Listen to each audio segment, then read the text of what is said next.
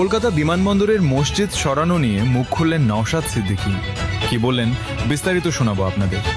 বহু পুরনো মসজিদ এয়ারপোর্টের, যেটি এয়ারপোর্ট হওয়ার আগে পর্যন্ত ওই মসজিদ থাকে ওই জায়গায়, সেই মসজিদ নিয়ে এখন কথা তুলেছে শুভেন্দু অধিকারী। মসজিদ ওখান থেকে, আরে ভাই, এদের ইস্যু তো নাই। এরা প্রতিশ্রুতি কি দিয়েছিল? 450 টাকায় গ্যাস দেওয়ার কথা বলেছিল, দিয়েছে এখন পর্যন্ত?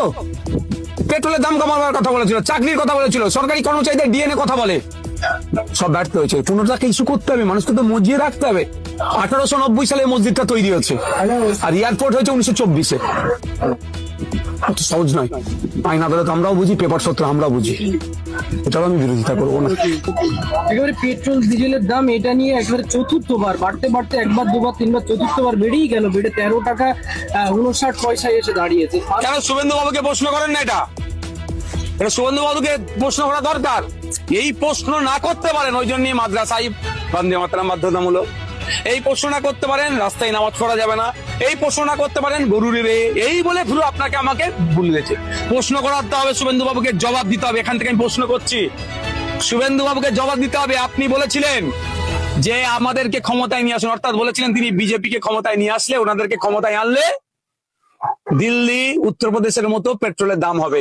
আজকে কেন হয়নি? এই প্রশ্নগুলো করতে হবে। আমি প্রশ্ন করছি, অন্যদেরও বলবো প্রশ্ন করুন শুভেন্দু বাবুকে। কেউ প্রশ্নের ঊর্ধ্বে নয়। দেশের আইন বিচার আদালত আছে, যেমন দেশের গণতন্ত্র আছে, সংবিধান আছে। হ্যাঁ, প্রশ্ন স্বাধীনতা বজায় রেখে করতে হবে।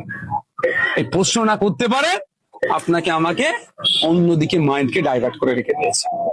বাড়তেই থাকলে মানুষ কোন জায়গায় পৌঁছবে, মানে এর কোনো সুরাহা মিলবে বলে মনে করছে? হিন্দু খাতরে মেয়ে বলে তো ভোটটা চেয়েছে। হিন্দু ভাইদের কি খাতরা থেকে উদ্ধার হচ্ছে? যে আমার সমাজের হিন্দু ভাইরা খাতরা থেকে উদ্ধার হতে গিয়ে 113 টাকা পেট্রোল কিনতে হয়, আমার নওশাদ সিদ্দিকীর কষ্ট হবে না? আমার অন্তত হিন্দু ভাই আমার সমাজের খাতরা থেকে উদ্ধার হোক না। এরা ফেলিওর হচ্ছে। আর কিছুটা দিন, আগামী দিন দেখবেন আর্থিক ভাবে ভারতবর্ষ কোন জায়গায় গিয়ে দাঁড়াচ্ছে। আপনি ভাবতে পেরেছেন? ক্ষুধার সূচকে আমরা 121 নম্বরে চলে গিয়েছি, 107 নম্বরের দিকে চলে গিয়েছি 123টা দেশের মধ্যে। 2014 সালে যেখানে 50-55-তে ছিলাম আমরা, তো ক্ষুধার সংখ্যা বেড়ে যাচ্ছে ভারতবর্ষে, তা নিয়ে কোনো চর্চা নেই। কে কত বড় হিন্দু, কে কত বড় মুসলমান, এই নিয়ে চর্চা হচ্ছে। কিন্তু কত হিন্দু মুসলমান সারা রাত না খেয়ে ঘুমাচ্ছে, দিনে একবেলা খেতে পারছে না, তা নিয়ে আমরা চর্চা করছি না। এত বড় আমরা ধার্মিক হয়ে গেছি। এই ধার্মিক মানে বক ধার্মিক বানাচ্ছে বিজেপি।